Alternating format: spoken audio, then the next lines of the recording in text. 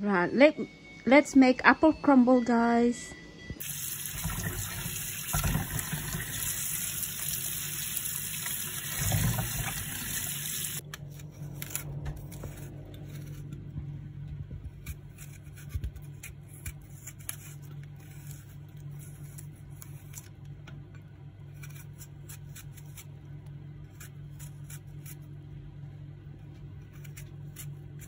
So, tanggalin lahat ng tanggalin nyo lang yung balat ng mansanas.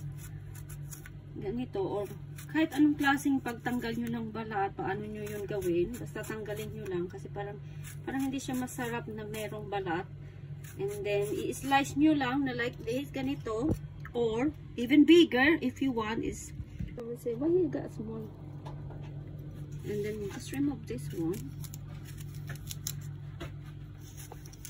Let's see how you do it. You might have idea or better ways on how to remove it.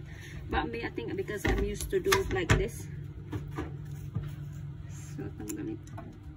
Flip. And then just slice it.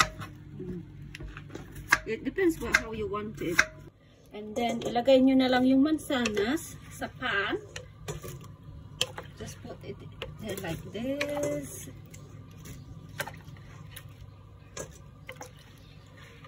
Put everything there. Huwag ko nang isama yung tubig. Kasi binabaran na yun. So, put like this. And what do you need to do next? We will add ground cinnamon. If you have a stick, that should be okay. But ako rin walang stick. So, I'm gonna put just ground cinnamon. Just a little bit. Because the smell will be nice. And also, add some sugar.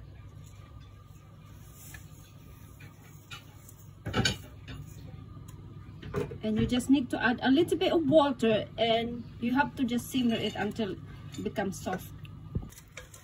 Guys, ang bango-bango ng amoy kasi you know the cinnamon. Oh, it smells so nice, the cinnamon. So just simmer this until it's become soft, and then all these are incorporated. And then yeah, it won't take long. Konting minutes. And then ilalagay na gagawin natin yung crumble. So I'll simmer this and then be back. Ganito na magiging itsura niyan, guys. So, na-absorb na nung apple yung cinnamon, yung sugar. So I can turn the heat off now. Then guys, ilagay nyo lang siya sa container. Depende kung gaano kadami yung gawa nyo. Then guys, ilagay nyo lang siya sa container. Depende gaano karaming mansanas ang pwede nyong gawin o gaano kalaki ang gusto nyong paglagyan. So mine is just small. And then we'll need to make the crumble sa isang pan. Usually kasi small lang yung gagawin ko. So maybe 2 cups of flour. Yeah. Just add 2 cups, I think. And then if you feel like konti, you can add. Just depende sa size na gagawin nyo. But I think this is okay for me. Small tray. After ng flour, guys, you just add a little bit more of sugar.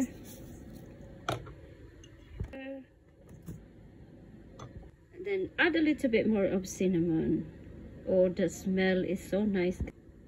And what you just need to do, you just have to toast this all together and then make into a crumble. So what you just need to do, guys, just mix everything. You've got your flour, your butter, your cinnamon powder, and you just make it into crumble. I'm using my hand, guys. I've washed it anyway, sorry. It's clean.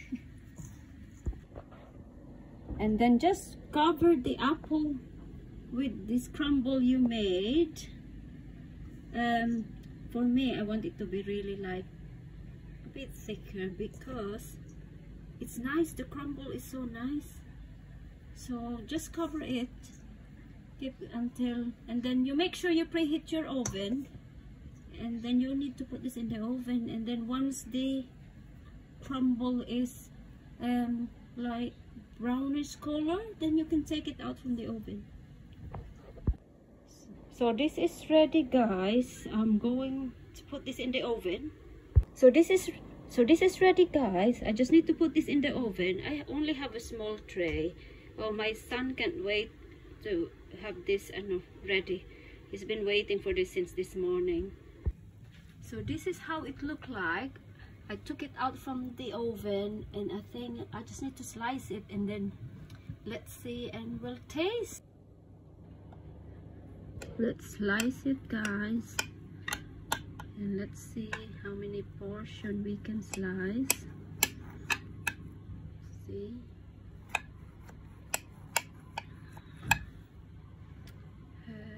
let's do it this way, and let's get a plate. Well, the smells is so nice. I can smell the cinnamon, and look how crumbly it is. Ooh.